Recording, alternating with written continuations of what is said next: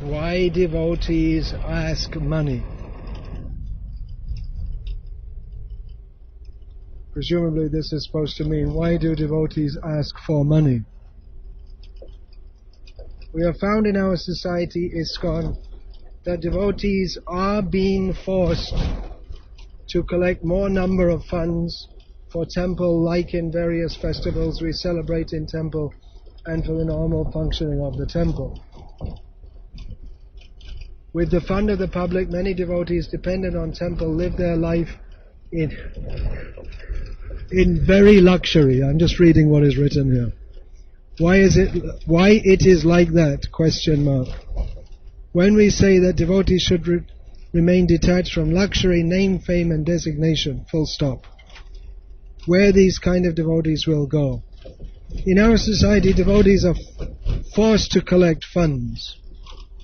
Well, there's no real question of forcing anyone.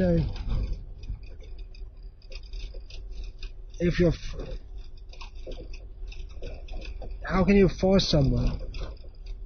Krishna consciousness is a voluntary process. If you don't like, you don't have to take part in it, and if you don't want to engage in some fundraising program, you don't have to. There's no question of force. Although there may be a drive in which devotees are encouraged, or those who are temple resident devotees, they may be engaged in fundraising.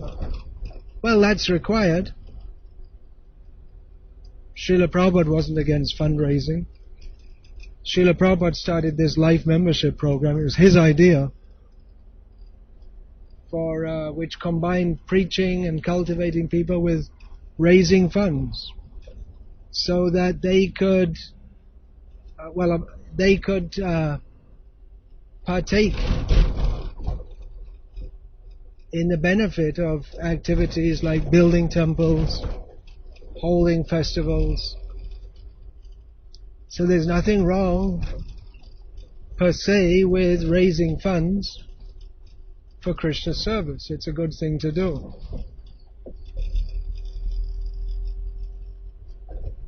See all the children in this school.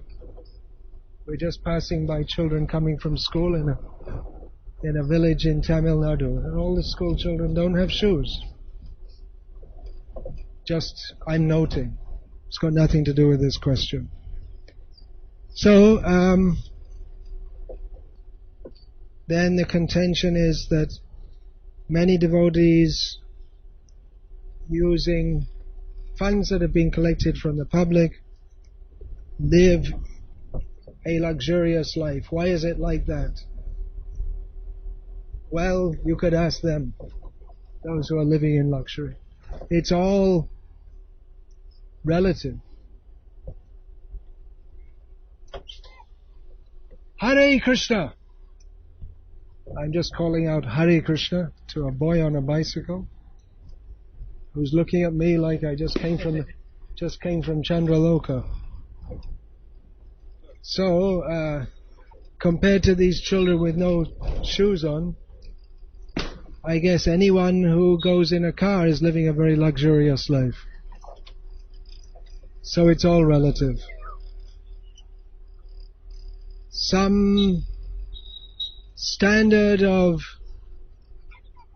good clothing, good cars was recommended by Srila Prabhupada for his disciples who are preaching among what is called the respectable sector of society, so that people wouldn't think that they were just the type of beggar sadhus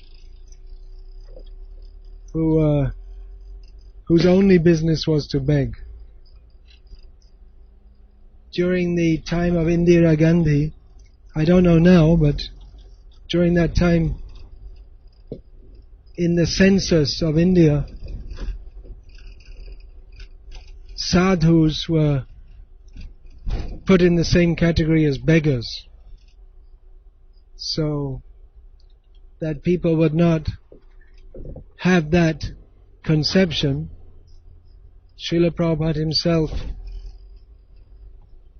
had luxurious quarters in, for instance, Bombay, Melbourne, London, New York, Los Angeles,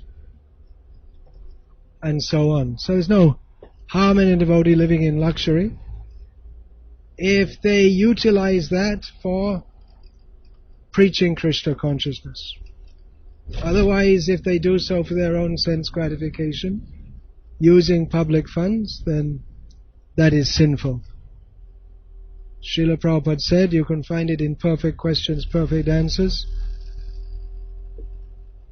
talking about collecting funds. Prabhupada said if you use 1 farthing for sense gratification, then you go to hell.